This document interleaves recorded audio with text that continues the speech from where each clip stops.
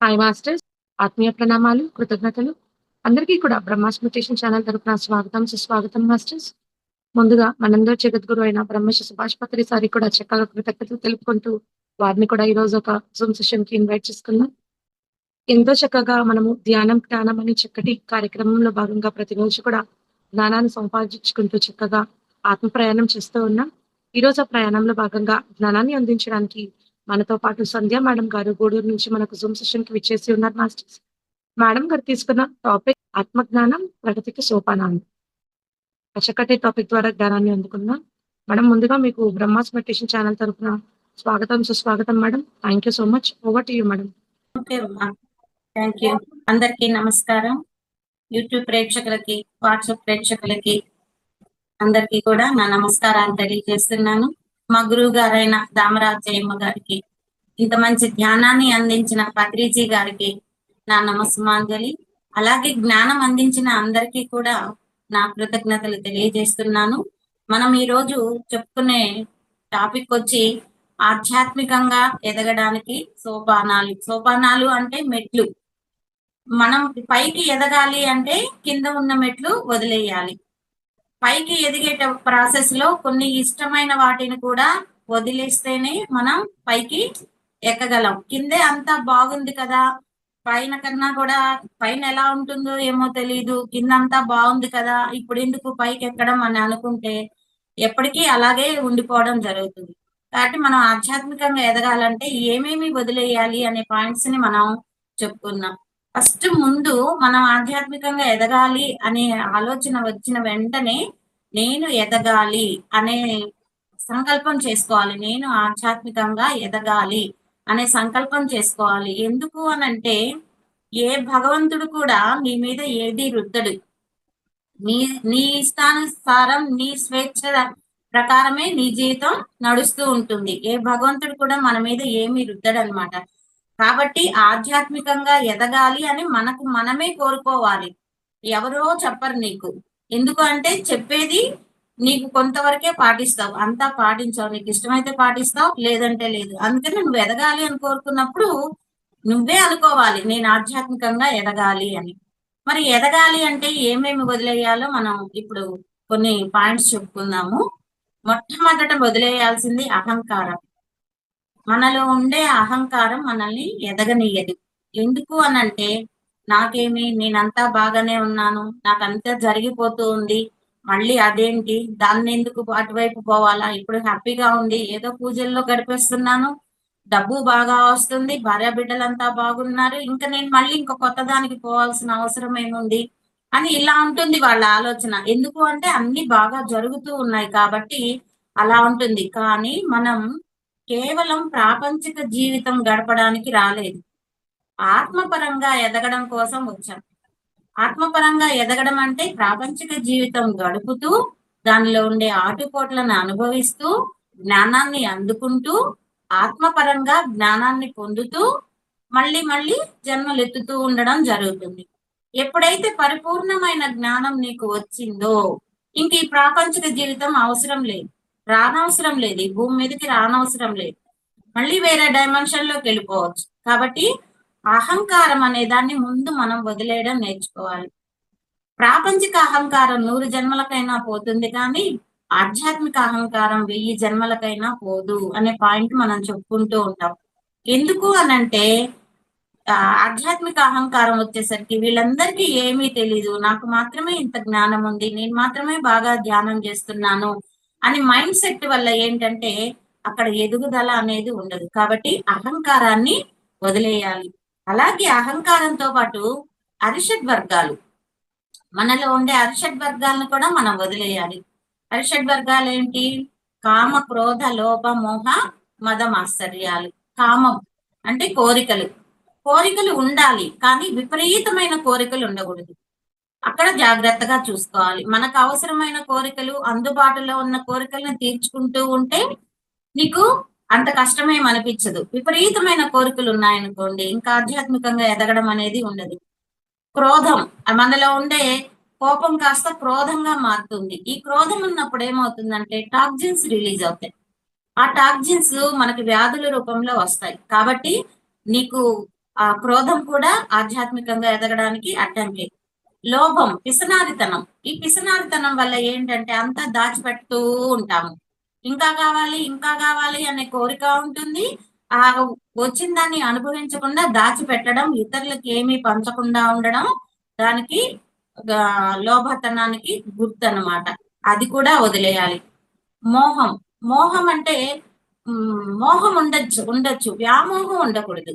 మోహం అంటే అది అనుభవించాలనే కోరిక. వ్యామోహం అంటే ఎంత అనుభవించినా కూడా తీరదు, తృప్తి తీరదనమాట. అట్లా మోహం అనేది కూడా మనకి బంధమే అవుతుంది. మదం, పొగరు. ఈ పొగరు అనే దాని వల్ల ఏంటంటే ఎవరిని పడితే వాళ్ళని ఎట్లా పడితే అట్లా మాట్లాడటం, ఇతరులను కించపరచడం, ఇతరులతో గొడవలు పడటం, వాదనకి దిగడం ఇవన్నీ ఉంటాయన్నమాట. కాబట్టి అది కూడా పనికిరాదు.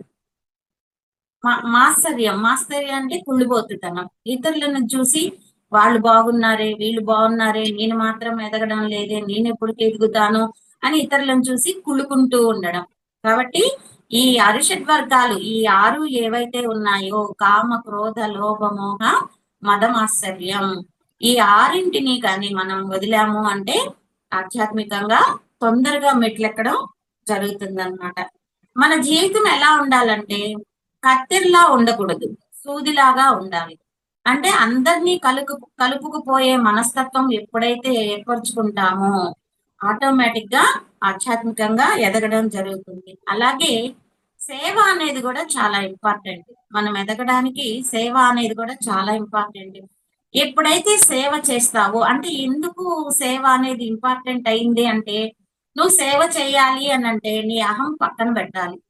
ఇతరులకు ఏదైనా సేవ చేయాలి అనంటే నీ అహం పక్కన పెడితేనే నువ్వు సంపూర్ణ సంపూర్ణంగా ఆనందంగా సేవ చేయగలవు అనమాట. కాబట్టి ఆ అహంకారం పక్కకు పెట్టేస్తే సేవ చేయడం అనేది వస్తుంది. కాబట్టి ఆ సేవ వల్ల ఇతరులు కూడా తృప్తి పొందుతారు, మనల్ని ఆశీర్వదిస్తారు. ఆ బ్లెస్సింగ్స్ మనకెప్పుడూ ఉంటాయి అన్నమాట. అందుకని మనం ఎదగాలి అని అంటే సేవ కూడా చాలా చాలా ఇంపార్టెంట్ అన్నమాట. అలాగే కర్మ ప్రక్షాళన మనం చెప్పుకుంటాం కదా, ఏది దేన్ని మనం వదిలిపెట్టిన కర్మ మాత్రం స్ట్రైట్ గా వచ్చి ఎవరికి చెందాలో వాళ్ళకే చెందుతుంది. కర్మ రూట్ మార్చుకోదు, స్ట్రైట్ గా వస్తుంది అని మనం చెప్పుకుంటూ ఉంటాం. ఈ కర్మ ప్రక్షాళన జరగందే ఆధ్యాత్మికంగా పరిపూర్ణంగా ఎదగడం అనేది జరగదు. మరి కర్మ ఎలా ప్రక్షాళన అవుతుంది అంటే కర్మ 5 విధాలుగా తీరుతుంది. మొదటిది అనుభవించడం ద్వారా. మనం ఇప్పుడు పడే కష్టాలన్నీ కూడా గత జన్మ నుంచి తెచ్చుకున్న ప్రారబ్ధ కర్మ. వాటిని అనుభవించడం ద్వారా వెళ్తుంది. లేదు అనంటే నిద్రలో మాస్టర్స్ మన కర్మని అనుభవింపజేస్తారు. అంటే ఎన్నో సంవత్సరాలు అనుభవించాల్సిన కర్మని ఒక్క రాత్రిలో కళ రూపంలో అనుభవించేయడం జరుగుతుంది అన్నమాట. అనుభవించేది మనమే, కానీ ఆ అనుభవాన్ని తీసుకొచ్చేది మాత్రం మాస్టర్స్ అన్నమాట. 3 గురువు మనకి మంచి గురువు గాని దొరికితే తను ఆ కర్మని తీసుకొని మన కర్మని దగ్ధం చేస్తాడు. అలాగే సరి అయిన గురువు దొరికినప్పుడు మరు జన్మకి ట్రాన్స్ఫర్ చేస్తాడు. అలాగే మంచి హయ్యర్ గురువు గాని దొరికితే మన కర్మని నశింపు కూడా చేస్తాడు. అంటే వాళ్ళకంత శక్తి ఉంటుంది. సాయిబాబా దగ్గరికి ఎంతో మంది వస్తుంటారు. కొంతమందికి ఏమో మరు జన్మకి ట్రాన్స్ఫర్ చేస్తాడు, కొంతమందిదేమో తను తీసుకుంటాడు, కొంతమందికి ఏమో నలిఫై చేసేస్తాడు. అట్లా మనకి దొరికే మంచి గురువుని బట్టి కూడా మనకి కర్మ 3 విధాలుగా పోతుంది.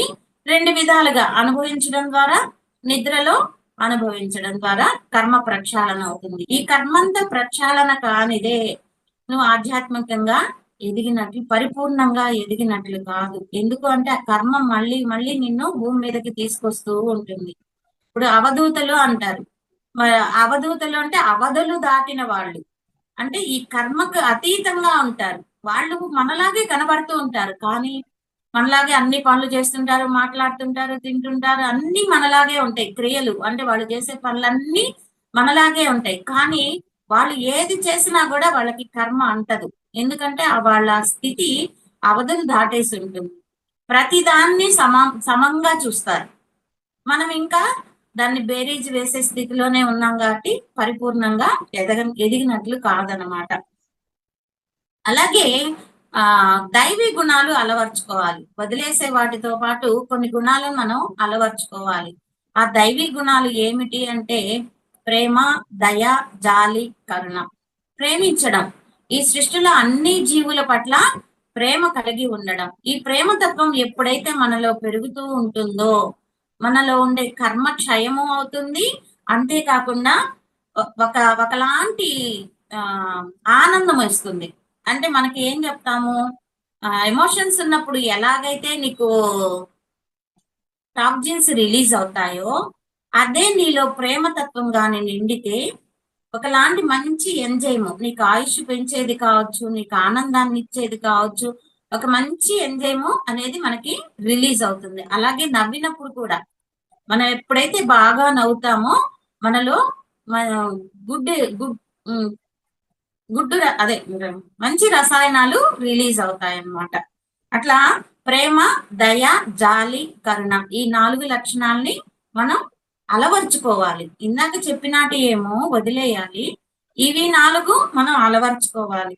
అంతేకాకుండా తృప్తి అనేది చాలా చాలా అవసరం మనకి. తృప్తి లేని జీవితం జీవితమే కాదు అని చెప్తారు. నీకున్నంతలో నువ్వు తృప్తి పడటం అనేది నేర్చుకోవాలి. మరి తృప్తి పడితే మేము ఎలా ఎదుగుతామమ్మా ప్రాపంచికంగా, ఆధ్యాత్మికంగా అనంటే ప్రాపంచిక తృప్తి పడాలి కానీ ఆధ్యాత్మిక తృప్తి పడకూడదు. ఎందుకు అనంటే ఎన్నో మెట్లుంటాయి. ఆధ్యాత్మికంగా ఎదగడానికి ఎన్నో మెట్లుంటాయి అన్నమాట. ఆ మెట్లని ఎక్కే ప్రాసెస్ లో నువ్వు తృప్తి పడ్డావు, ఈ రోజు వచ్చిన ఎక్స్పీరియన్స్ కి నువ్వు తృప్తి పడ్డావు అనంటే ఇంక అక్కడ ఎదగడం అనేది ఉండదు. కాబట్టి ఆ తృప్తి అనేది ప్రాపంచికంగా తృప్తి పడుతూ ఉండాలి. ఆధ్యాత్మికంగా తృప్తి పడకుండా ఇంకా నేను ఎదగాలి, ఇంకా నేను ఎదగాలి అని ఆలోచనతో ఉండాలి. అంతేకాకుండా ముఖ్యంగా మనం ఫస్ట్ చెప్పాల్సిన పాయింట్ ఏంటి అంటే ధ్యానం. ధ్యానం చేస్తేనే నువ్వు బాగా ఆధ్యాత్మికంగా ఎదుగుతావు. ఎన్ని పూజలు చేసినా, ఎన్ని హోమాలు చేసినా, యాగాలు చేసినా, యజ్ఞాలు చేసినా ఆధ్యాత్మికంగా ఎదగవు. ఎదిగామని అనుకుంటామే కానీ ఎదగము. ఎందుకు అంటే పూజలు చేయగా చేయగా చేయగా చేయగా అహంకారం వస్తుంది. అలాగే హోమాలు, యాగాలు, యజ్ఞాలు మనం సొంతంగా చెయ్యం. మనకి వేరే వాళ్ళు చెప్తూ ఉంటే చేస్తాం. ఆ వేరే వాళ్ళు చెప్తూ ఉంటే మన మనసు ఎక్కడో తిరుగుతూ ఉంటుంది. మన చేతులు మాత్రం ఆ క్రియను చేస్తూ ఉంటాయి. యజ్ఞం కావచ్చు, హోమం కావచ్చు, ఏదైనా కూడా మన మనసు అక్కడ ఉండదు. అందుకని ఏంటంటే పరిపూర్ణ ఫలితం అనేది మనకి రాదనమాట. అందుకే అవన్నీ మొదటి స్టెప్పు. పూజలు, యజ్ఞాలు, యాగాలు, హోమాలు అనేటివి మొదటి స్టెప్పు. సెకండ్ స్టెప్పు జపము, థర్డ్ స్టెప్పు ధ్యానము, ఫోర్త్ స్టెప్పు లయము, ఫిఫ్త్ స్టెప్పు సమాధి. సమాధి అంటే సమాధానాలు వచ్చే స్థితి. కాబట్టి మనం ఆధ్యాత్మికంగా ఎదగాలి అని అంటే మద్రిజీ గారు చెప్పినట్లు ధ్యానం ఉండాలి, సజ్జన సాంగత్యం ఉండాలి, స్వాధ్యాయము ఉండాలి. ఇవి 3 మనిషిని అత్యంత తొందరగా ఎదిగేట్లు చేస్తుంది. ఎవరైతే ప్రతిరోజు సజ్జన సాంగత్యం చేస్తూ స్వాధ్యాయం అంటే బుక్స్ బాగా చదువుతూ దాంట్లో ఉండే జ్ఞానాన్ని అలవర్చుకుంటారో, ఆచరిస్తారో, అలాగే స్వ అధ్యయనం, మనల్ని మనం అధ్యయనం చేసుకోవడం. నేను ఈరోజు ఎవరిని బాధ పెట్టాను, ఏం మంచి పనులు చేశాను, ఏం చెడ్డ పనులు చేశాను అని ప్రతిరోజు మనల్ని మనం అధ్యయనం చేసుకుంటూ ఉంటే నెమ్మది నెమ్మదిగా 40 రోజులు వచ్చేసరికి మనలో ఉండే చెడ్డ గుణాలన్నింటినీ ఆటోమేటిక్ గా వదిలేయడం జరుగుతుంది. ఎప్పుడైతే ఆ చెడ్డ గుణాలను నువ్వు వదిలేస్తావో అప్పుడే పరిపూర్ణ స్థితికి నువ్వు చేరుకోగలుగుతావు అన్నమాట. అలాగే మాంసాహారం కూడా మనం ఆధ్యాత్మికంగా ఎదగాలంటే మాంసాహారం కూడా వదిలేయాలి, నిషిద్ధం. ఎందుకు అనంటే మాంసాహారం తిన్నందువల్ల ఆ జంతువుని చంపేటప్పుడు భయపడి టాక్సిన్స్ రిలీజ్ అవుతాయి దాని శరీరంలో. ఆ టాక్సిన్స్ వాటిని అట్లట్లే నువ్వు ఎంత ఉడకబెట్టినా వేపినా కూడా టాక్సిన్స్ పోవు. ఆ మాంసంలో అలాగే ఉంటాయి. అవి మనం ఆహారంగా తీసుకోవడం వల్ల ఏంటంటే మనలో తమో గుణము, రజో గుణం పెరుగుతుంది. సాత్విక గుణం పెరగదు. మాంసాహారం తీసుకోవడం వల్ల సాత్విక గుణం పెరగదు. కాబట్టి తమో గుణం, రజో గుణం ఉన్నంత కాలం నువ్వు ఆధ్యాత్మికంగా ఎదగలేవు. కాబట్టి మాంసాహారం కూడా నిషిద్ధము. అలాగే మితమైన ఆహారం, మితమైన నిద్ర, మితమైన విహారం నీ ఎదుగుదలకి ఇవి కూడా తోడ్పడతాయి. మితమైన ఆహారం మనకేదో డబ్బు ఉంది కదా, ఇన్ని రకాలు కొనుక్కోవచ్చు కదా అని చెప్పి తినేయకూడదు. ఎందుకు అంటే శరీరం ఎక్కువ తినిందంటే లావు వచ్చేస్తాము. లావు తర్వాత తమో గుణం వచ్చేస్తుంది, బద్ధకం వచ్చేస్తుంది, ధ్యానం చేయాలనిపించదు. ధ్యానానికి కూర్చుంటే ఆవలింతలు వచ్చేస్తుంటాయి, నిద్ర వచ్చేస్తుంటది, రకరకాల ఆలోచనలు వచ్చేస్తూ ఉంటాయి. కాబట్టి మితమైన ఆహారం తీసుకోవాలి. అలాగే మితమైన నిద్ర. నిద్ర కూడా రోజుకి మనిషికి 8 గంటలే చాలు. కానీ చాలా మంది ఏంటంటే 8 గంటల కన్నా ఎక్కువగా నిద్రపోతూ ఉంటారు. ఏమంటే ఇప్పుడు పని వాళ్ళు వచ్చేసారు, పరిగెత్తి పరిగెత్తి పనులు చేయాల్సిన అవసరం ఉండదు. సగం పని వాళ్ళు చేసేస్తారు. మనం ఆ వంట టిఫిన్ చేసుకుంటే సరిపోతుంది. మిగతా టైం అంతా కూడా ఖాళీగానే ఉంటాము. లేసి ఏం చేయాలని కొంతమంది ఎక్కువ సేపు నిద్రపోతూ ఉంటారు. అలాగే మితమైన విహారం. అంటే కొంతమంది ఏంటంటే భక్తులు ముఖ్యంగా అక్కడ అది ఉంది, ఇక్కడ అది ఉంది, ఆ గుడికి పోతే మంచిది, ఈ గుడికి పోతే మంచిది, ఇంకెక్కడికో పోతే మంచిదని తిరుగుతూ ఉంటారు. మనకు చెప్పుకుంటాం కదా, చాలకుడు, శ్రావకుడు, చాలకుడు, సాధకుడు, బోధకుడు అని చెప్తాం. 4 పాయింట్లు చెప్తాం. చాలా శ్రావకుడు ఫస్ట్ వింటాడు. ఇప్పుడు ముఖ్యంగా మనకి యూట్యూబుల్లో కావచ్చు, టీవీలలో కావచ్చు, ఆ గుడికి వెళ్తే పుణ్యం, ఆ ఊరికి వెళ్తే పుణ్యం, గిరి ప్రదక్షిణ చేస్తే పుణ్యం, ఆ లేదంటే శ్రీశైలం వెళ్ళారంటే అక్కడ శ్రీశైల శిఖర దర్శనం చేశారంటే మీకు మరుజన్మ అనేది ఉండదు. ఇట్లా రకరకాలుగా చెప్పడం వల్ల వాటన్నింటికి పరిగెత్తడం జరుగుతుంది. ఫస్ట్ శ్రావకుడు వింటాడు అవన్నీ. తర్వాత చాలకుడు వాటన్నిటికీ వెళ్ళి తిరిగేసి వస్తాడు. తిరిగి వచ్చిన తర్వాత ఆ ఎనర్జీ ఎంతసేపు ఉంటుంది? కొన్ని రోజులే ఉంటుంది వాళ్ళ దగ్గర. ఎందుకంటే ఇక్కడ ధ్యాన సాధన చేయలేదు. ధ్యాన సాధన చేయలేదు కాబట్టి ఎనర్జీ అంతా ఖర్చు అయిపోతుంది. మళ్ళీ యథా రాజా తదా ప్రజ. ఆ తర్వాత తిరిగినందువల్ల ఏమీ లభించలేదు. తిరిగితే తిప్పలు, కూర్చుంటే కుప్పలు. అంటే నువ్వు ఎప్పుడైతే తెలుసుకుంటావో తిరిగినందువల్ల నేనేమి సంతృప్తి పొందలేకపోయాను, ఆధ్యాత్మికంగా ఎదగలేకపోయాను అని నువ్వు ఎప్పుడైతే తెలుసుకుంటావో ఆటోమేటిక్ గా సాధనలోకి రావడం జరుగుతుంది. ఎప్పుడైతే సాధనలోకి రావడం జరుగుతుందో నెమ్మదిగా స్టెప్ బై స్టెప్ సజ్జన సాంగత్యం అయితే ఏమి, స్వాధ్యాయం వల్ల అయితే ఏమి నెమ్మదిగా మెట్లెక్కడం జరుగుతుంది. ఎప్పుడైతే ఆ జ్ఞానాన్ని మనం తెలుసుకుంటామో బోధకుడు మనం తెలుసుకున్న జ్ఞానాన్ని 10 మందికి పంచిపెట్టడం జరుగుతుంది. కాబట్టి మనకు కావాల్సింది ఏమిటి అంటే సాధన వలన సమకూరును పనులు ధరలోన. ఎప్పుడైతే నువ్వు సాధన బాగా చేస్తావో నీ పనులన్నీ కూడా సునాయాసంగా ఆటోమేటిక్ గా జరిగిపోతూ ఉంటాయి. అలాగే మితమైన ఆహారం, మితమైన నిద్ర, మితమైన విహారం.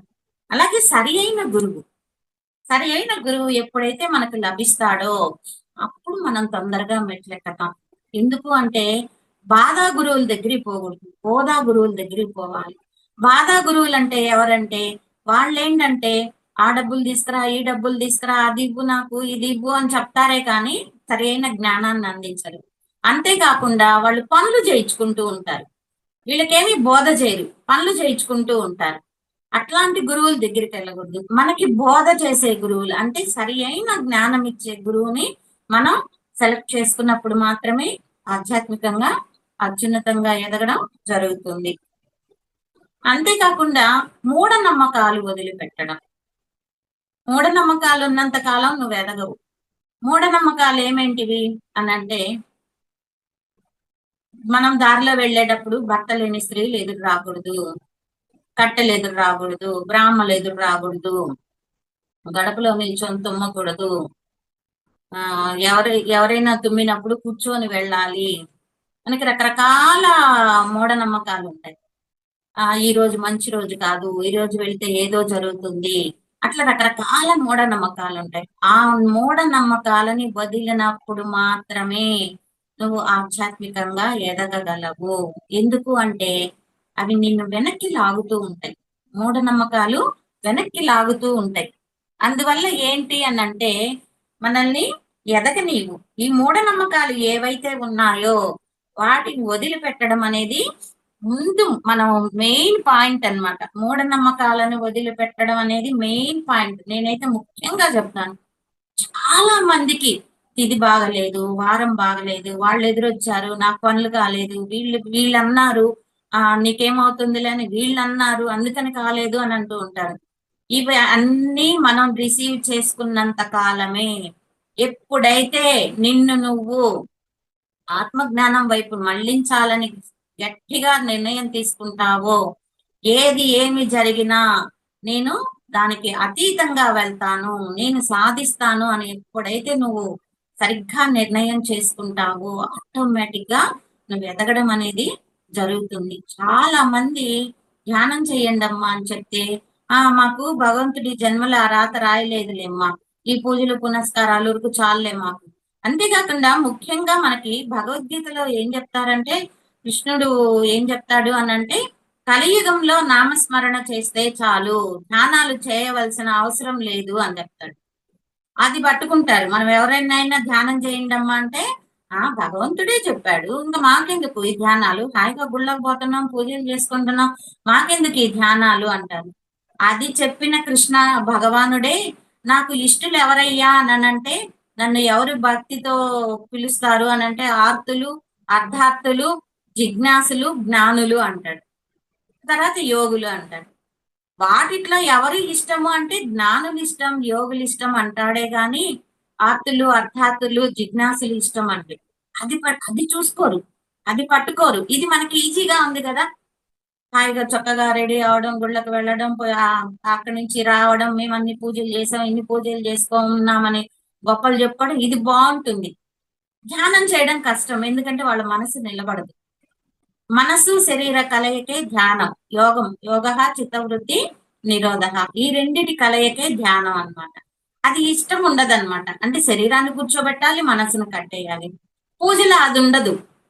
మా శరీరం అక్కడ పనిచేస్తూ ఉంటుంది, మనసు ఎక్కడెక్కడో తిరుగుతూ ఉంటుంది. అందుకే మనం చేసే పూజల్లో ప్రతిఫలం ఎందుకు రావడం లేదు అనంటే, ఆ భగవంతుడి వరాలు ఇవ్వక కాదు, మనం మనస్ఫూర్తిగా చేయడం లేదు. అంతేకాకుండా మనకి పని కాకపోతే దేవుళ్ళని మార్చేస్తూ ఉన్నాం. ఈ దేవుడు చేయలేదు ఇంకో దేవుడు, ఇంకో దేవుడు చేయలేదు ఇంకో దేవుడు. ఇంకా ఎంత తీవ్రత అంటే వేరే మతాలకు కూడా వెళ్ళిపోవడం. అక్కడ కృష్ణుడు అదే చెప్తాడు, నువ్వు ఏది చేస్తావో అదే నీకు ప్రతిఫలంగా వస్తుంది. నేను ఇందులో కలగ చేసుకోవడం అనేది ఉండదు, నేను ఇవ్వడం అనేది ఉండదు. నువ్వు ఏది మనస్ఫూర్తిగా చేస్తావో అదే నీకు వస్తుంది అని ఆయన అసలు భగవద్గీతలో ఎన్నో ఉదాహరణలు, అవన్నీ ఏం పట్టించుకోమన్నమాట. పట్టించుకోకుండా ఏం చెప్తాం, నాకు ఈ జన్మకు అదృష్టం లేదు, మా ఇంట్లో వాళ్ళు ఒప్పుకోరు, నేను ధ్యానం చేస్తా కూర్చుంటే ఇంట్లో పనులు ఎట్లా అవుతాయని ఇట్లా కుంటి సాకులు చెప్తూ ఉంటారు. నేనైతే ఆ సాకులన్నిటికీ పూర్తిగా వ్యతిరేకిని. ఎందుకు అంటే ఎన్నో పనులు ఇంట్లో చేసుకుంటూ ధ్యానం, రోజుకు 10 గంటలు ధ్యానం చేసేదాన్ని. మినిమం 9 to 10 అవర్స్ ధ్యానం చేసేదాన్ని. ఆ టైమింగ్ ని అలా సెట్ చేసుకునేదాన్ని. కాబట్టి ఎవరికైనా ఉండేది 24 గంటలే. దాన్ని ఎవరైనా చక్కగా ఉపయోగించుకోవచ్చు. మోదీకి ఉండేది 24 గంటలే, సీఎం చంద్రబాబుకు ఉండేది 24 గంటలే, మనకి 24 గంటలే. మనం చక్కగా ప్లాన్ చేసుకొని, పనులన్నీ చకచకా చేసుకొని, మనం ప్లాన్ చేసుకొని, మనం చక్కగా ధ్యానం చేసుకోవచ్చు. ఏదైనా ఫంక్షన్ వెళ్ళాలి అని అంటే 1 గంట రెడీ అవుతాం, ఒక పూట అక్కడ స్పెండ్ చేసి వస్తాం. లేదు సినిమాకి వెళ్ళాలి అని అంటే 3 గంటలు స్పెండ్ చేసి వస్తాం. కానీ ధ్యానం చేయాలి అంటే మాత్రం మనకి టైం లేదు అని చెప్తాం. ఇది కరెక్ట్ కాదు. దీన్ని కపదాటు ప్రయత్నం అని అంటారు. కాబట్టి ఎవరైనా సరే ధ్యానం చేస్తేనే ఆధ్యాత్మికంగా ఎదగడం అనేది వస్తుంది. కేవలం వింటే కూడా, జ్ఞానం వింటే కూడా ఎదగడం అనేది రాదు. ఎందుకు అంటే విన్న జ్ఞానాన్ని ఆచరణలో పెట్టాలి. ఆచరణలో పెట్టినప్పుడు మాత్రమే ఎదుగుతాము. అనుభవ జ్ఞానం కావాలి. వినికిడి జ్ఞానం కొంతవరకే నిన్ను ముందుకు తీసుకెళ్తుంది. ఆ వినికిడి జ్ఞానం గురువులు ఏదైతే చెప్పారో ఆ జ్ఞానాన్ని మనం పరిపూర్ణంగా ఎప్పుడైతే చక్కగా ఆచరిస్తామో ఆటోమేటిక్ గా ఎదగడం అనేది జరుగుతుంది. ఎంత వీలైతే అంత జ్ఞానం తెలుసుకుంటూ ఉండాలి. అందరి దగ్గర జ్ఞానం తెలుసుకో, నీకు ఏది నచ్చితే అది పాటించు. అందరి దగ్గర తెలుసుకోమన్నారు కదా, నాకేం అవసరం, నేను పాటించాల్సిన అవసరం లేదు అనుకోకూడదు. నువ్వు పాటిస్తేనే ఆధ్యాత్మికంగా ఎదగగలవు.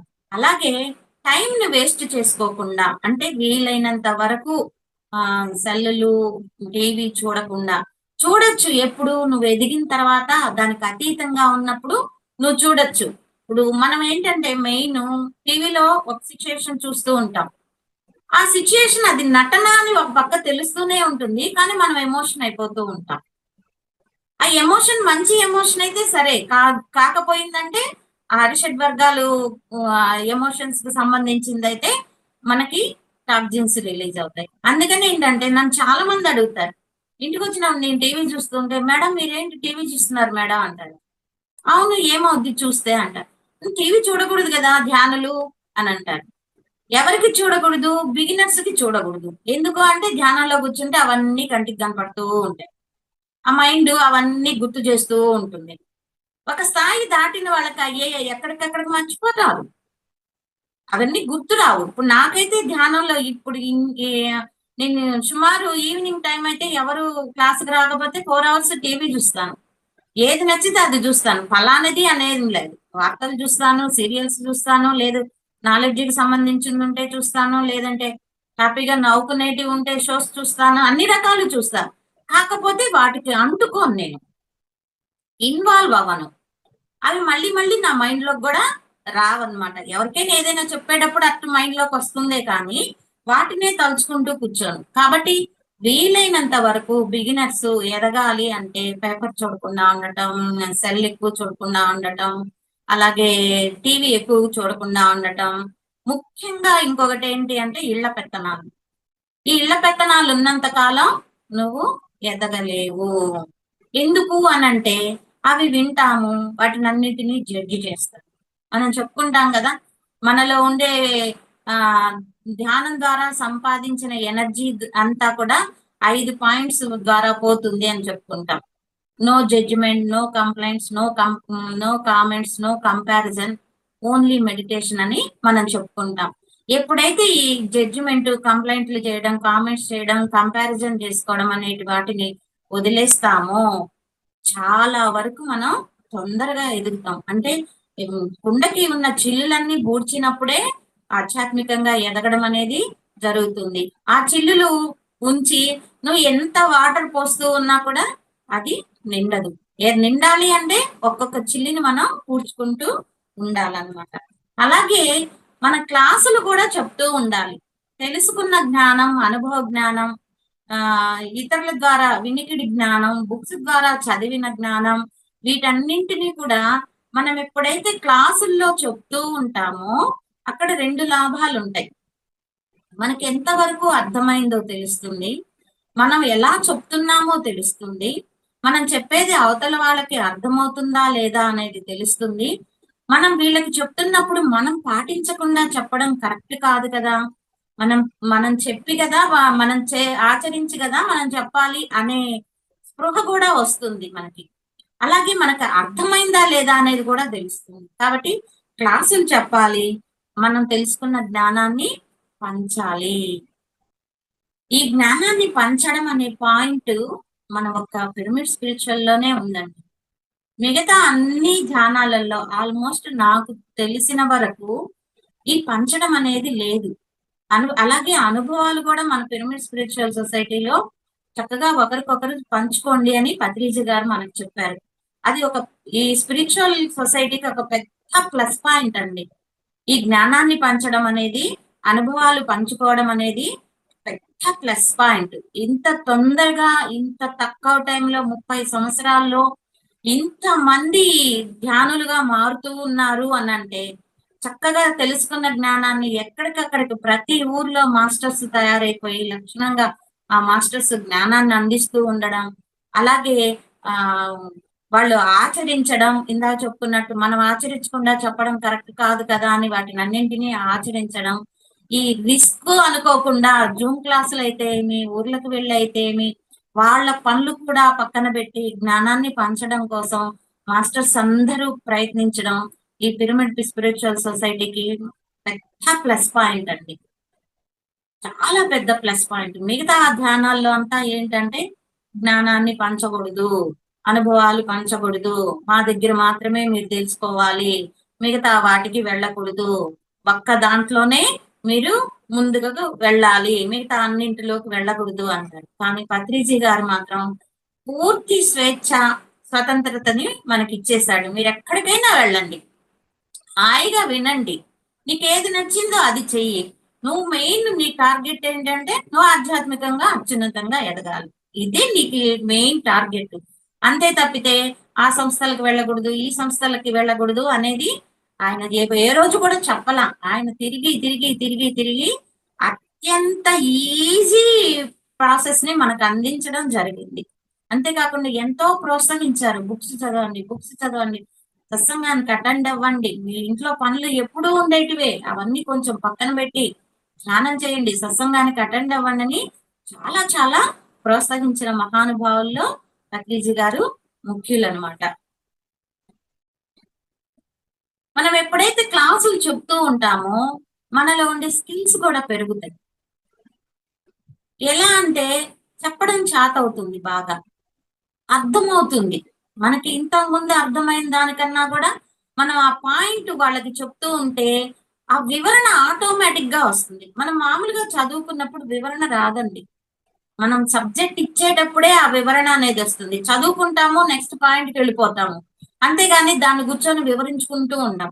అదే సబ్జెక్ట్ ఇచ్చే పని అయితే అవతల వాళ్ళకి అర్థమైందో లేదో అని దానికి ఉదాహరణలు ఇస్తూ ఆ వివరణ బాగా ఇస్తాము. అక్కడ మనలో ఉండే స్కిల్స్ పెరుగుతాయి అన్నమాట.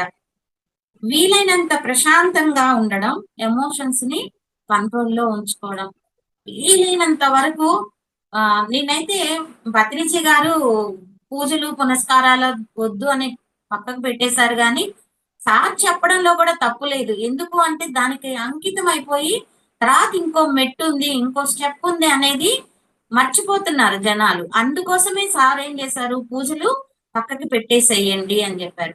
నేనైతే ఏం చెప్తానంటే నీకు సంపూర్ణంగా ఎప్పటి వరకు ఇష్టం ఉందో అప్పటి వరకు చేయి. నువ్వు పని చేసుకుంటూ ఉన్నావు, శ్వాసను గమనించలేకపోతున్నాయి, ఆలోచనలు వస్తూ ఉన్నాయి, భగవన్నామం చేసుకో. భగవన్నామం చేసుకోవడంలో తప్పు లేదు. మీరు గమనించారో లేదో, పత్రిజీ గారు ఎప్పుడు రామ అంటాడు, కృష్ణ అంటాడు, నారాయణ అంటాడు, గోవింద అంటాడు. నాకు ఫస్ట్ లో అర్థమయ్యే కాదు. అది నాకు గుడులు వచ్చినప్పుడు క్లాసుల్లో వినేటప్పుడు సార్ ఏంటి పూజలన్నీ పక్కకు పెట్టేయమంటాడు, కానీ సార్ కూర్చున్నా లేసినా భగవన్నామం అంటూ ఉంటాడేంటి అని అనుకునేదాన్ని. కానీ సార్ చెప్పిన వివరణ ఏంటంటే దానికన్నా కూడా ఇంకొక స్టెప్ ఉంది, ఆ దాని తర్వాత ఇంకొక స్టెప్ ఉంది. అంటే జపము, పూజ, జపము, ధ్యానము, లయము, సమాధి, సమాధానాలు వచ్చే స్థితి. ఇంకా స్టెప్పులు ఉన్నాయిరా, నువ్వు అక్కడికే నిలబడిపోతున్నావు, కాబట్టి ఆ పూజని వదిలేయండి. కానీ వదిలేసిన వాళ్ళందరూ అటు ధ్యానంలో కుదురుకోలేక, అటు పూజల్లో లేక రెండిటికి చెడ్డ రేవడవుతున్నారు. అందుకని నేనేం చెప్తాను, మన ఇంటికి కొత్తగా ఎవరైనా వస్తే వాళ్ళు ఫస్ట్ వేసే క్వశ్చన్, మేడం పూజలు చెయ్యొచ్చా చెయ్యకూడదా, సెకండ్ మాంసం ఎందుకు తినకూడదు, చెట్లకి ప్రాణం ఉంది కదా, మరి చెట్లను తింటున్నారు కదా, మరి అది కూడా తప్పే కదా. ఈ 3 క్వశ్చన్స్ మనల్ని వేయడం జరుగుతుంది. దానికి చక్కగా నేను వాళ్ళకి వివరణ ఇచ్చాక వాళ్ళు సాటిస్ఫై అవుతారు. కాబట్టి ఎవరిష్టం వాళ్ళదండి. నువ్వు పూజలు చేసావా లేదా కాదు, నువ్వు ధ్యానం చేసావా లేదా, జ్ఞానాన్ని పెంచుకున్నావా లేదా, నీ ఎనర్జీ లెవెల్ పెరిగిందా లేదా, దాన్ని నువ్వు ఆచరణలో పెడుతున్నావా లేదా, ఆధ్యాత్మికంగా ఎదగాలంటే ఇవన్నీ చాలా చాలా ముఖ్యం అన్నమాట. కాబట్టి పూజలు అనేది ఎవరిష్టానికి వాళ్ళని వదిలేస్తాను. అలాగే పని చేసుకునేటప్పుడు మనసు నిలబడకపోతే భగవన్నామం చేసుకోమంటాను. ఆ ఎనర్జీ వస్తుంది నీకు. అవన్నీ మంత్రాలు. మంత్రాల వల్ల ఎనర్జీ ప్రొడ్యూస్ అవుతుంది. ఆ ఎనర్జీ నీకు పనిచేస్తుంది. పిచ్చి పిచ్చి ఆలోచనలు చేస్తూ, అమలకల గురించి ఆలోచన చేస్తూ, బంధువుల గురించి ఆలోచిస్తూ మన ఎనర్జీ ఖర్చు పెట్టుకునే కంటే ఎనర్జీ పెంచుకోవడానికి బాగుంటుంది కదా. అందుకని ఏంటంటే శ్వాసను గమనిస్తూ ఉండమంటాను, వీలైన వరకు థాట్లెస్ గా ఉంటామను, లేదంటే శ్వాసను గమనిస్తూ ఉండమంటాను, లేదంటే భగవన్నామం, నామమో మంత్రమో మీ ఇష్టం ఏదైనా చేసుకోండి అని నేనైతే ఆ విధంగా చెప్పడం జరుగుతుంది అనమాట. కాబట్టి వీలైనంత ప్రశాంతంగా ఉండడం. ఎప్పుడైతే నువ్వు ప్రశాంతంగా ఉంటావో నీ మెదడులో ఉండే alpha beta waves, alpha beta gamma waves zero waves కి వచ్చేస్తాయి. జీరో వేవ్స్ కి ఎప్పుడైతే వస్తాయో నీకు పిట్యూటరీ గ్లాండ్ బ్రహ్మాండంగా పనిచేస్తుంది. పిట్యూటరీ గ్లాండ్ ఎప్పుడైతే బ్రహ్మాండంగా పనిచేస్తుందో ఆధ్యాత్మికంగా ఎదగడానికి ఉపయోగపడే ఎంజైమ్ ని అది రిలీజ్ చేస్తుంది. దాన్నే మనం అమృతం అంటాము. ఆ ఎంజైమ్ రిలీజ్ కావాలి అంటే నీలో ఆ మానసిక ప్రశాంతత అనేది చాలా అవసరం. అలాగే ఎమోషన్స్ ని వదిలేయమని చెప్పాం కదా, ఎమోషన్స్ ని వదిలేయడం కాదు, కంట్రోల్లో ఉంచుకోవాలి. ఎందుకు అనంటే ఈ ఎమోషన్స్ లేకే వేరే గెలాక్సీ వాళ్ళు ఈ భూమి మీద ఉన్న వాళ్ళని తీసుకెళ్లిపోయారు, ఎమోషన్స్ తో ఉన్న బిడ్డలు కావాలని. ఎమోషన్స్ ఉండాలి, ఎలా? మన కంట్రోల్లో ఉండాలి. పిల్లవాడు చెప్పుడు మాట వినలేదు, వాడు భయపడే విధంగా మనం కోపం ప్రదర్శించాలి, కానీ ఆ కోపం మన లోపల మన శరీరం మీద పనిచేయదు. ఆ విధంగా తయారు కావాలి. బయటికేమో వాళ్ళు భయపడాలి, మనలో మనకేమో మన ఎమోషన్ ఫీల్ అవ్వకూడదు, ఇన్నర్ గా ఫీల్ అవ్వకూడదు అనమాట. అలా మనం ఎప్పుడైతే ఆ ఎమోషన్స్ ని కంట్రోల్లో ఉంచుకుంటామో అక్కడ కూడా ఎదుగుదల అనేది ఉంటుంది. అంతేకాకుండా చాలా మంది హైరాణ పడిపోతా ఉంటారు, అయ్యో ఇది ఎట్లా జరుగుతుందో ఏమో, ఏమైపోతుందో ఏమో, చివరికి ఎలాంటి న్యూస్ వినాల్సి వస్తుందో ఏమో అని హైరాణ పడిపోతుంటారు. అట్లాంటి వాళ్ళకి ఏం చెప్తామంటే, రమణ మహర్షి గాని జిల్లెళ్ళమూడి అమ్మ గాని ఏం చెప్తారంటే, జరిగేది జరగక మానదు, జరగనిది జరగదు, కాబట్టి దాని గురించి నువ్వు హైరాణ పడాల్సిన అవసరం లేదు.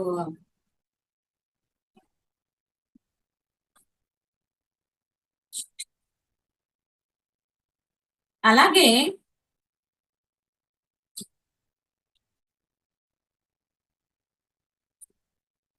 నిరంతరం పెరిగే సూర్యుని చూచి చీకటి భయపడుతుంది, నిరంతరం శ్రమ పడేవాడిని చూసి ఓటమి భయపడుతుంది. నిరంతరం పెరిగే సూర్యుని చూసి చీకటి భయపడుతుంది, అంటే సూర్యుడు ఉంటే చీకటి అనేది ఉండదు. అలాగే నిరంతరం శ్రమ పడేవాడిని చూసి భయం కూడా పారిపోతూ ఉంది. అంటే నువ్వు ఆధ్యాత్మికంగా పూర్తిగా ఎదిగే వరకు నువ్వు సాధన ఆపకూడదు. ఈ రోజు గంట చేశానులే, 2 గంటలు చేశానులే, ఈ రోజుకి చాలులే అనుకోవద్దు. ఎందుకు అంటే ఇంకా పరిపూర్ణత రాలేదు, మనలో మన ఆలోచనలలో మార్పు రానంత వరకు ఆధ్యాత్మికంగా ఎదగనట్లే. అక్కడికి మనం కొన్ని పాయింట్స్ ఆధ్యాత్మికంగా ఎదగాలి అని అంటే ఏమేమి వదిలిపెట్టాలి, ఏమి మనం అలవర్చుకోవాలి అనేటివి తెలుసుకున్నాము.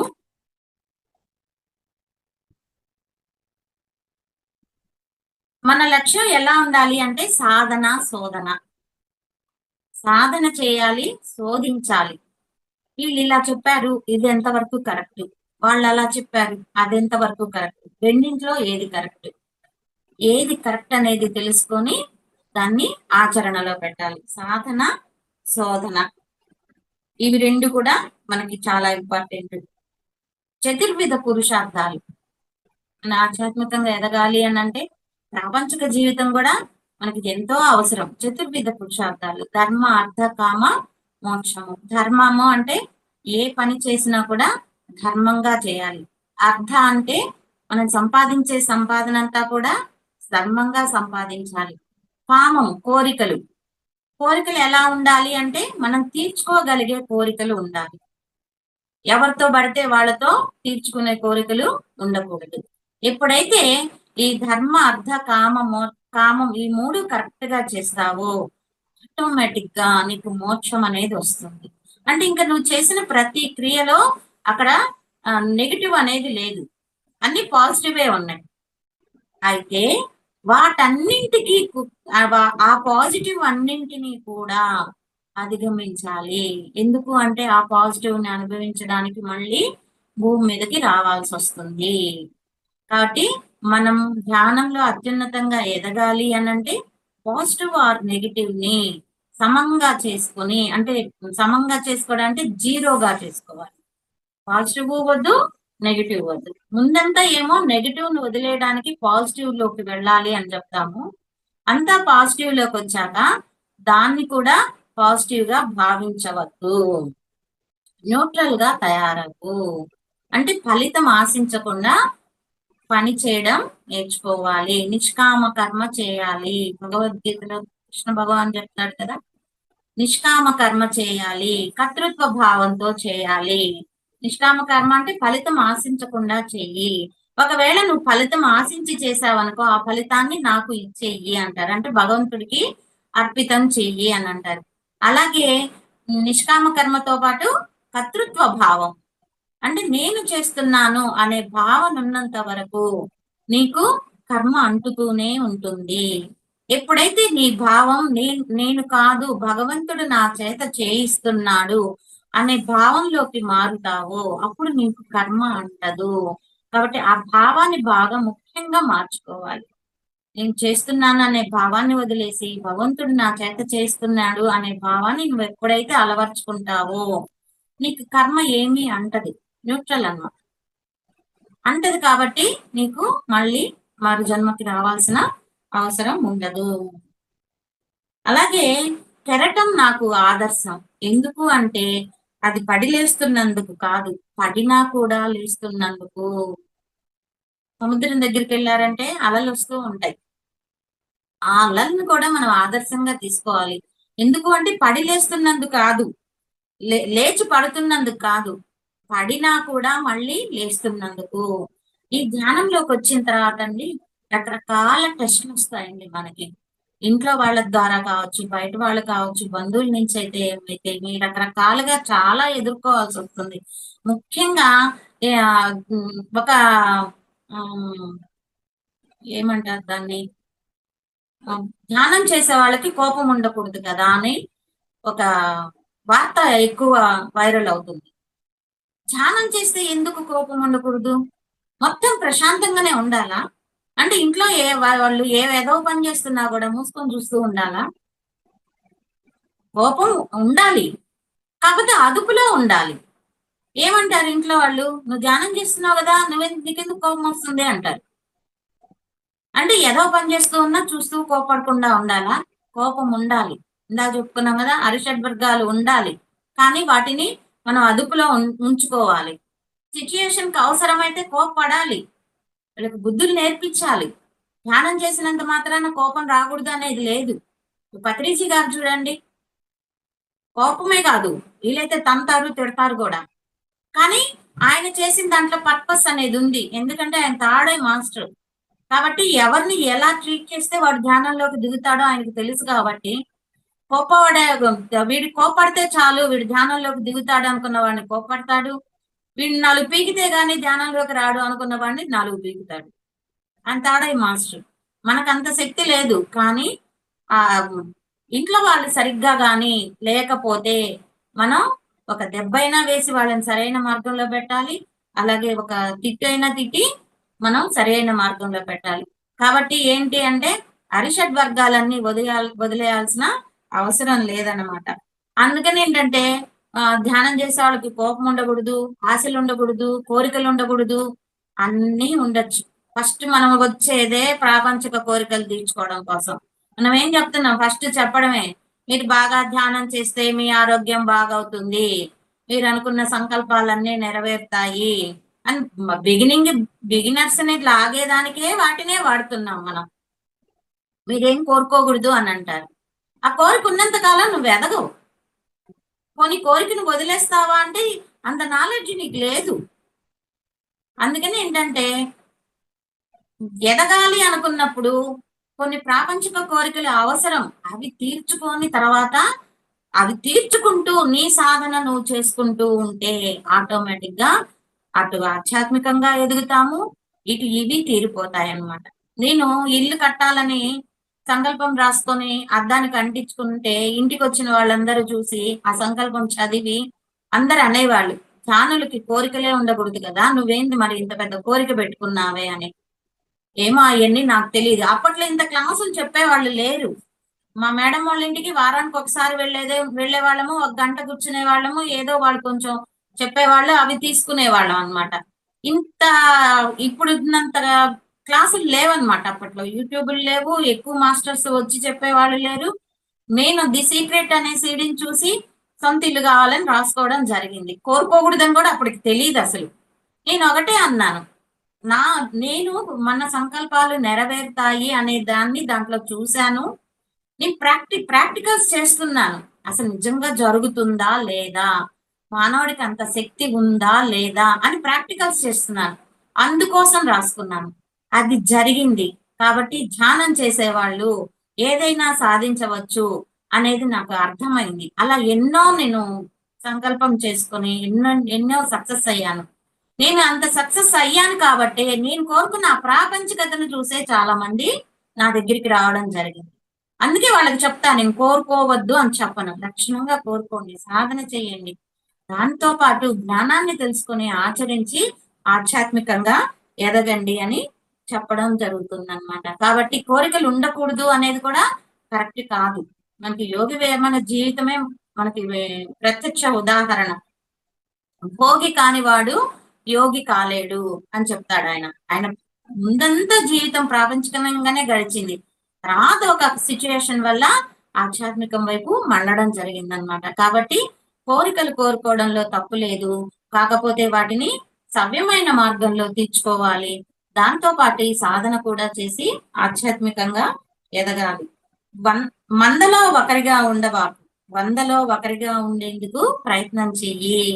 వందలో ఒకరిగా ఉంటే ఎవరు గుర్తించరు. కానీ వందలో ఒకరిగా ఉండేందుకు గాని ప్రయత్నం చేశావు అనంటే నీకు గుర్తింపు అనేది వస్తుంది. మరి గుర్తింపు అవసరమా అంటే అవసరమే. ఎప్పటి వరకు? నువ్వు పరిపూర్ణంగా ఎదిగే వరకు. ఆ తర్వాత అవసరం లేదు. బిగినింగ్ లో అవసరం. గుర్తింపు అనేది బిగినింగ్ లో అవసరం. ఎందుకు అంటే నిన్ను నువ్వు ముందుకు తీసుకెళ్ళడానికి ఆ మోటివేషన్ అనేది, ఆ గుర్తింపు అనేది నీకు అవసరం. అంటే నీ దగ్గరికి ఎవరైనా రావాలి అంటే నువ్వు తెలిస్తేనే కదా నీ దగ్గరికి వస్తారు.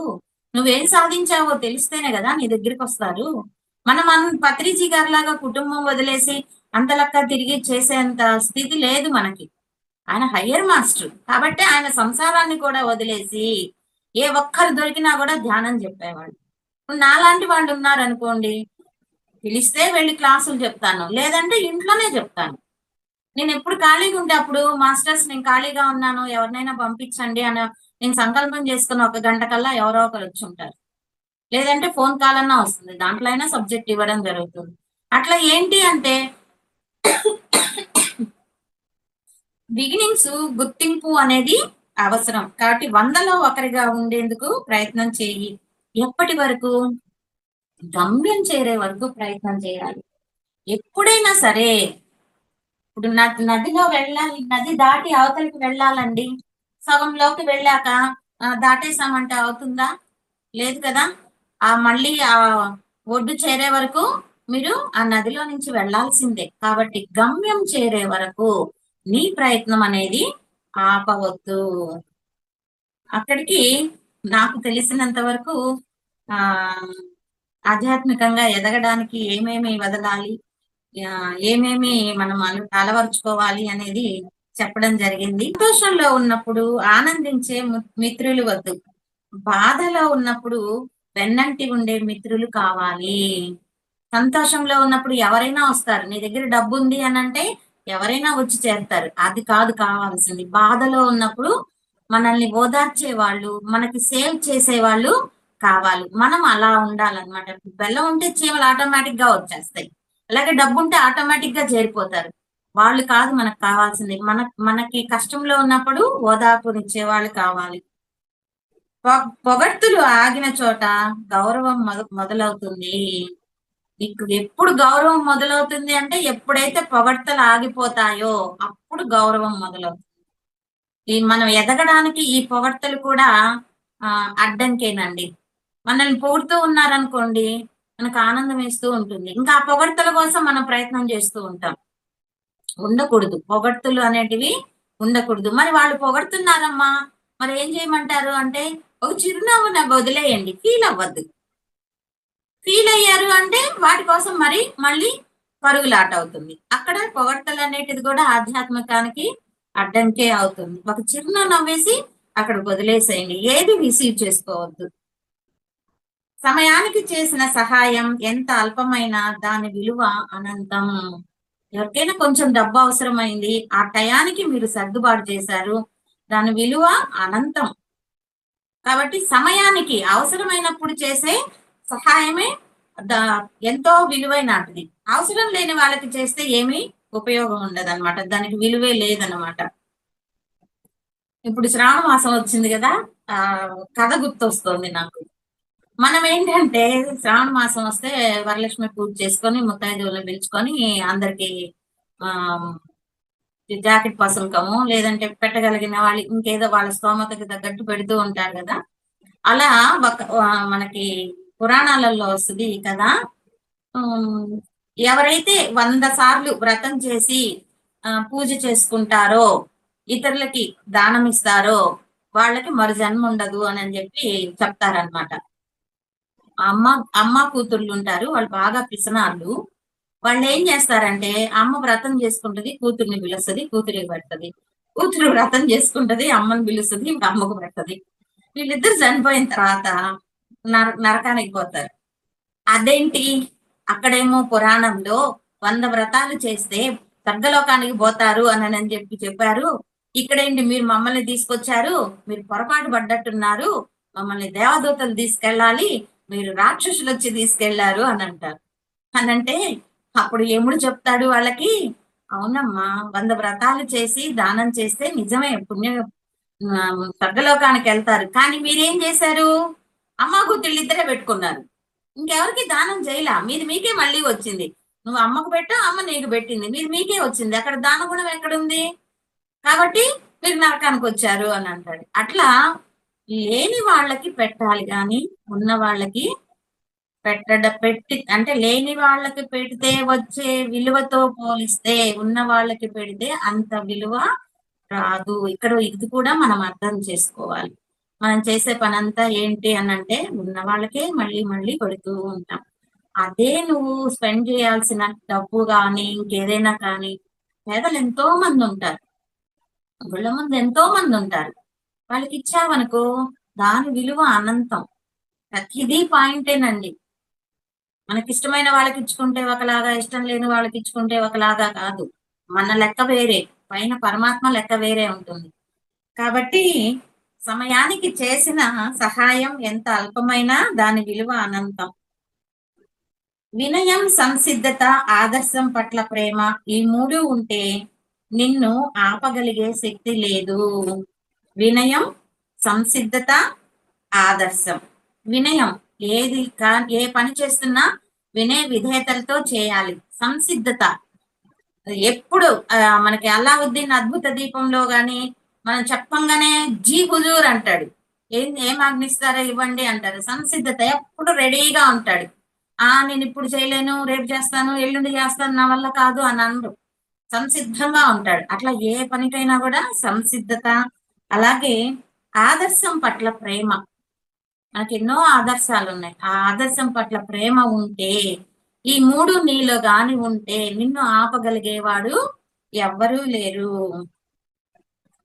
నాయకుడు శీలవంతుడు కాకపోతే అనుచరులు విధేయులు కావడం సాధ్యం కాదు.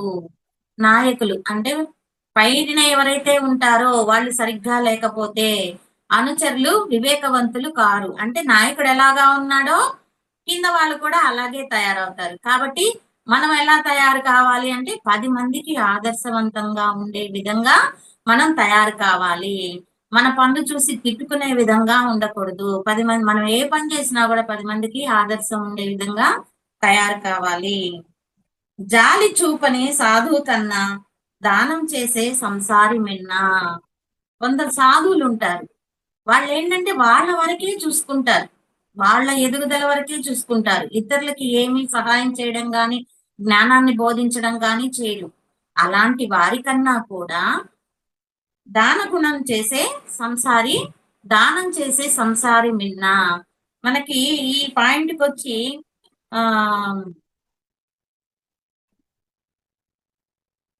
ముమ్మడివరం బాలయోగి గురించి చెప్పుకోవచ్చు. ఆయన ఏంటంటే బాగా సాధన చేశాడు. ఎప్పుడో ఓ సంవత్సరానికో 6 నెలలకో బయట వస్తాడు. ఆ బయట పాలు పండ్లు పెడతారు, కావాల్సి ఉంటే తింటాడు, లేదంటే లేదు. ఆయన తను చేసిన తన సాధన ద్వారా వచ్చిన ఎనర్జీ ఎవరికి పంచలేదు, జ్ఞానాన్ని కూడా అందించలేదు. తను ఎలా సాధన చేశాడు, ఏ స్థితి పొందాడు కూడా ఎవరికి ఏమీ అందించలేదు.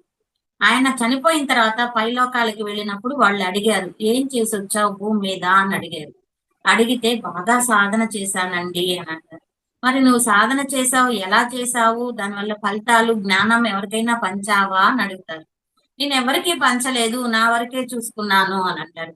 సరే, అది కూడా పోయి ఆ జ్ఞానాన్ని పనిచేసి రాపో అని చెప్పడం జరిగింది. ఇప్పుడు ఆయన తన సాధన ఆ ఎనర్జీని తను పొందిన ఆ జ్ఞానాన్ని కూడా పంచుతూ ఉన్నారన్నమాట. ఇప్పుడు భూమి మీద ఉన్నారు ఆయన.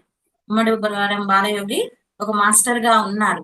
కాబట్టి నువ్వు తెలుసుకున్న జ్ఞానాన్ని ఇతరులకు పంచినప్పుడే సరి అయిన పరిపక్వత, పరిపూర్ణత అన్నమాట. కాబట్టి జాలి చూపని సాధువు కన్నా దానం చేసే సంసారి మిన్న.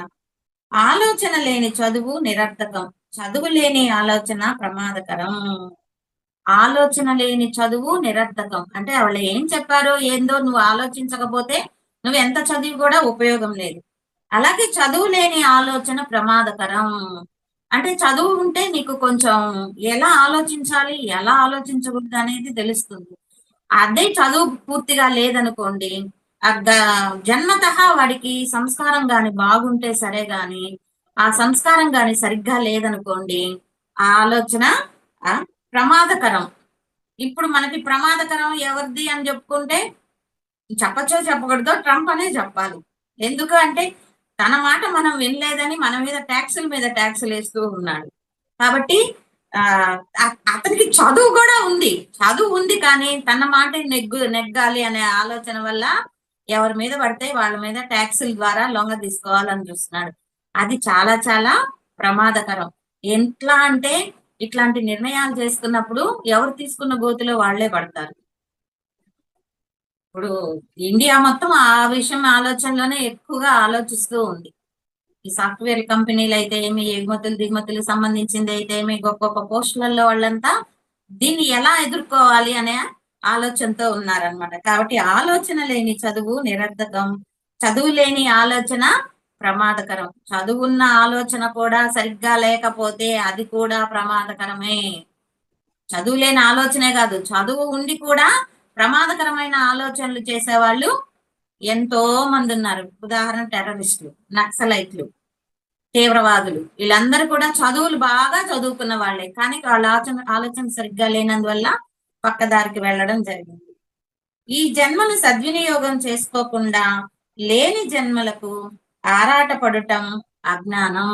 ఇప్పుడు మనకు భగవంతుడు అవకాశం ఇచ్చాడు, హాయిగా ఈ జన్మలోనే మనం మోక్ష స్థితి పొందొచ్చు. కానీ మనం ఏం చేస్తాం, మరు జన్మలు అంటే లేని జన్మలకు ఆరాట పడుతూ ఉంటాం. మనకి ఫస్ట్ మన వాళ్ళు అలవాటు చేసేదే, నువ్వు పుణ్యం చేసుకుంటే స్వర్గంలో ఉంటావు, మరి జన్మలో మంచి స్థితిలో పుడతావు అని అట్లా వైపు మళ్ళిస్తారు. అంటే చెడ్డ వాటి నుంచి మంచి వాటి వైపుకు మళ్ళించడం జరుగుతుంది అనమాట. అది ఓకే, కానీ దాంట్లోనే ఉండిపోకూడదు. ఆ పుణ్యాన్ని కూడా అధిగమించాలి. ఇందాక చెప్పుకున్నట్లు న్యూట్రల్ స్థితికి రావాలి. ఈ జన్మ నీకు వచ్చింది, మరు జన్మలో ఈ అవకాశం వస్తుందో లేదో, కాబట్టి ఇప్పుడే ఇక్కడే సద్వినియోగం చేసుకో. ప్రేమనాథ్ సార్ చెప్తుంటారు, ఆయనకి కొన్ని క్వశ్చన్స్ వేసుకున్నప్పుడు వచ్చే ఆన్సర్లు క్లాసులకు వచ్చినప్పుడు చెప్తూ ఉంటారు. తిరుపతి వెంకటేశ్వర స్వామి గురించి క్వశ్చన్ వేసుకున్నప్పుడు, స్వామి ఈ చెయ్యి ఎందుకు ఇలా పెట్టుకున్నావు అని ఈయన క్వశ్చన్ వేస్తే ఆయనకు వచ్చిన ఆన్సర్ ఏంటంటే, ఈ భూమిలోనే పుట్టి ఈ భూమిలోనే పెరిగి నేను ఈ స్థితికి వచ్చాను అని ఆన్సర్ వచ్చిందంట. మామూలుగా ఏం చెప్తారు మనకి, నా పాదాలను ఆశ్రయించిన వాళ్ళకి కటివలయం అంటే నడుము వరకు కష్టాలు ఉంటాయి కానీ నడుము పైనుంచి అంటే ఆ పైకి కష్టాలు రానివ్వను, నువ్వు అనుభవించగలిగేంత కష్టం మాత్రమే నీకు వస్తుంది నన్ను ఆశ్రయించిన వాళ్ళకి, కాబట్టి నీ కష్టాలు రానివ్వను అని ఆ భంగిమ అలా పెట్టడం జరిగింది అని చెప్తారు. కానీ సార్కి వచ్చిన ఆన్సర్ ఏంటంటే, ఈ భూమిలోనే పుట్టి ఈ భూమిలోనే పెరిగి నేను 7 కొండలు అంటే సహస్రార స్థితికి చేరుకున్నాను, మీరు కూడా సాధన చేసి మీరు కూడా ఆ స్థాయికి రండి అని సార్కి వచ్చిందంట ఆన్సర్. కాబట్టి ఇంత మంచి జన్మ వచ్చింది, ఇంత చక్కగా జ్ఞానం తెలుసుకుంటున్నాం, కాబట్టి ఈ జన్మనే ఆఖరిగా చేసుకోవడానికి మనం ప్రయత్నం చేయాలి. నిమిషాల విషయంలో జాగ్రత్త పడితే గంటలు వాటంతట అవే జాగ్రత్త పడతాయి, ఆదా అవుతాయి. ఫస్ట్ నిమిషాలని సేవ్ చేయడం నేర్చుకోవాలి.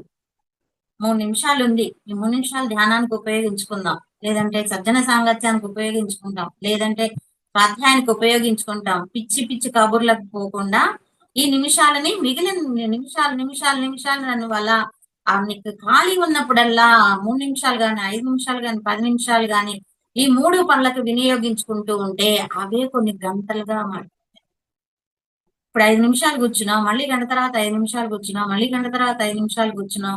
అలా 5 నిమిషాలు రోజులో ఎంతయింది? నువ్వు 10 సార్లు కూర్చుంటే 50 నిమిషాలే. అయితే నువ్వు కూర్చున్న ప్రతిసారి నీకు ఎనర్జీ అనేది వస్తుంది. ఎప్పుడు ఆలోచనలు లేకుండా ఉంటే మాత్రమే. ఆలోచిస్తూ కూర్చుంటే ధ్యానంలో ఎనర్జీ రాదు, అది ధ్యానం కాదు. ఎప్పుడైతే నువ్వు ఆలోచనలు లేకుండా ఉంటావో, ఆ అలా నిశ్చల స్థితిలో ఉంటావో అప్పుడు మాత్రమే కాస్మిక్ ఎనర్జీ బాడీలోకి ఎంటర్ అవుతుంది. అందుకని ఏంటంటే నేనేం చెప్తానంటే బిగినర్స్ కి స్టార్టింగ్ 3 నిమిషాలు కూర్చోవడం అలవాటు చేసుకో. దాన్ని రోజు పెంచుకుంటూ 40వ రోజుకి 40 నిమిషాలు కూర్చోవడం నేర్చుకో. వచ్చింది కదా, కానీ నీకెప్పుడు మళ్ళీ టైం దొరికితే అప్పుడు చేస్తూ ఉండు. సార్ చెప్పినట్లు కూర్చుంటే కుప్పలు. నువ్వు ఎంత బాగా సాధన చేస్తావో అంత అంత ఎనర్జీ నీకు పెరుగుతూ ఉంటుంది. కాబట్టి నిమిషాల విషయంలో జాగ్రత్త పడితే గంటలు వాటంతట అవే జాగ్రత్త పడతాయి, అంటే ఆదా అవుతాయి. అప్పుడు నీకు నాకు టైమే లేదు అనే ఆస్కారం కూడా ఉండదు. నువ్వు పని చేసుకుంటున్నావు, రెస్ట్గా ఒక 5 నిమిషాలు కూర్చో, ధ్యానంలో కూర్చో, ఆలోచించబాకు, అలా నిశ్చల స్థితిలోకి వెళ్ళిపో, మళ్ళీ లేచి పని చేసుకో. అదేం పెద్ద కష్టం కూడా కాదు. ఎప్పుడైతే నువ్వు అలా చేస్తూ ఉంటావో నీ మనసు ఆటోమేటిక్ గా వింటుంది. కూర్చోగానే మనసు సైలెంట్ అవుతుంది, ఎనర్జీ వచ్చేస్తుంది, ఆటోమేటిక్ గా ఎదగడం జరుగుతుంది. ఓర్పు అనేది ఎంత చేదుగా ఉంటుందో దానివల్ల లభించే ప్రతిఫలం అంతే తీయగా ఉంటుంది. శ్రద్ధా సబూరి మనకి సాయిబాబా చెప్తారు కదా, ఓర్పు సహనంగా ఉండండి, ఓర్పుతో ఉండండి. ఆయన చెప్పే 2 మాటలు అవే, శ్రద్ధ సబూరి అని చెప్తారు.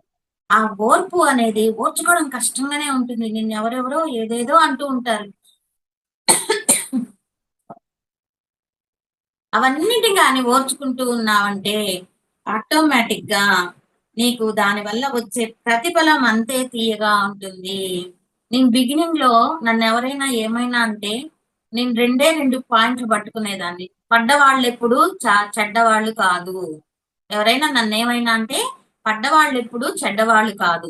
ఇంకొకటి వచ్చి నన్ను చూసి ఎవరైతే నవ్వుతున్నారో నవ్విన నాపచేనే బాగా పండుతుంది. ఇవి 2 ఎక్కువగా అనుకునేదాన్ని. బాధ వచ్చినప్పుడల్లా నేనంటూ ఏంటో రుజువు చేసుకుంటాను, నేనంటూ ఏంటో అందరికీ తెలియజేస్తానని చెప్పి పట్టుదలతో రోజుకి అన్ని గంటలు ధ్యానం చేసి ఒక స్థాయికి రావడం జరిగింది. కాబట్టి ఓర్పు అనేది ఎంత చేదుగా ఉంటుందో దాని వల్ల వచ్చే రిజల్ట్ మాత్రం చాలా తీయగా ఉంటుంది. ఆ రోజు అంత ఓర్పుగా ఎవరేమన్నా కూడా అంత ఓర్పుగా ఉండి సహనంగా చేసుకున్నాను కాబట్టి ఈ రోజు సంధ్యా మేడం అంటే గూడూరులో ఆల్మోస్ట్ అందరికీ తెలుసు అనమాట. బాగా చెప్తుంది, బాగా సాధన చేస్తుందని పేరు వచ్చింది. కాబట్టి ఆ ప్రతిఫలం అంత తీయగా ఉంటుందన్నమాట. చేజార్చుకున్న అవకాశం, కరిగిపోయిన కాలం, మాట్లాడిన ప్రతి మాట, జీవితంలో ఈ 3 విషయాలు ఎప్పటికీ పొందలేము. చేజార్చుకున్న అవకాశం, అలాగే కరిగిపోయిన కాలాన్ని మళ్ళీ వెనక్కి తీసుకురాలేము. మాట్లాడిన మాట, ఇవి 3 కూడా జీవితంలో ఎప్పటికీ తిరిగి పొందలేము. అవకాశాలు వస్తూ ఉంటాయి, కానీ అట్లాంటి అవకాశమే రావడం అనేది కష్టం అన్నమాట. అందుకే పెద్దవాళ్ళు చెప్తారు, లక్ష్మీదేవి తలుపు తట్టినప్పుడు నువ్వు తీయాలి, నువ్వు తీసినప్పుడు లక్ష్మీదేవి రాదు. ఆవిడ తలుపు తట్టినప్పుడే నువ్వు తలుపు తీస్తే ఆవిడ లోపలికి వస్తుంది. నీ ఇష్టం కాదు నీ ఇంటికి రావడం అనేది, ఆమె ఇష్టం అని చెప్తారు. అట్లాగే మనం ఏంటంటే వచ్చిన అవకాశాన్ని సద్వినియోగం చేసుకోవాలి. ఈ జన్మలోనే అత్యున్నత స్థాయికి వచ్చి మోక్ష స్థితికి రావాలి. విడవకుండా ప్రయత్నం చేసే వారిని చూసి ఓటమి కూడా భయపడుతుంది. కోపం చేతల్లో కాదు మాటల్లో ఉండాలి. ప్రేమ మాటల్లో కాదు, చేతల్లో, మనసులో ఉండాలి. విడవకుండా ప్రయత్నం చేసే వాళ్ళని చూసి ఓటమి కూడా భయపడి పారిపోతుంది. అలాగే కోపం చేతల్లో ఉండకూడదు, మాటల్లో ఉండాలి. అంటే మనం మాట్లాడితే కోపంగా ఉన్నట్టుండాలి, ఎదుటివాడు భయపడాలి, మనలో మాత్రం కోపం ఉండకూడదు. ప్రేమ మాటల్లో కాదు, చేతల్లో, మనసులో ఉండాలి. ప్రేమని ప్రేమ నీ మనసులో పెట్టుకుంటే కూడా కాదు, నీ ఎక్స్ప్రెస్ చేయాలి, బయటికి ఎక్స్ప్రెస్ చేయాలి. అంటే వాళ్ళంటే నీకు ఎంత ఇష్టమో, ఎంత ప్రేమో అది ఎక్స్ప్రెస్ చేయాలి, చేతల్లో చూపించాలి. Thank you very much.